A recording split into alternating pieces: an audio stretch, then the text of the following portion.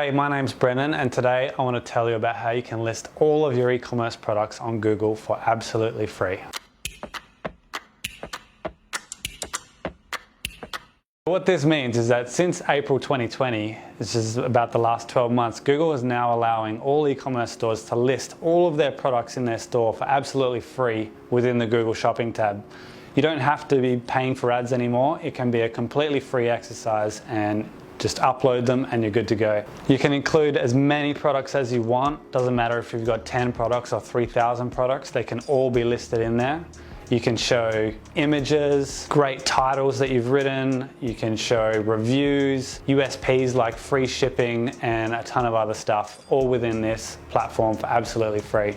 All you have to do is upload your products to the free Google Merchant Center account and set it up from there. How do you do it? Number one, sign up for a free Google Merchant Center account. Number two, opt into the free Google listing program. Number three, finish the setup tasks within Google Merchant Center. And number four, set up your product feed. Setting up a product feed, which is arguably the hardest part, can be as simple as a couple of clicks through great e-commerce platforms like Shopify. It's easier than you think. So if you want to get set up today and start leveraging this powerful tool for your e-commerce store, have a look or contact your nearest Dilate account manager for some more details. Okay, but for the people that have stuck around this long, I have a couple of pro tips. Number one, you can actually tag all of your products within Google Merchant Center with something called UTM tags, which will allow you to see all of the traffic and revenue that your store generates from this tactic right through Google Analytics, making it very easy to judge whether you're getting any results.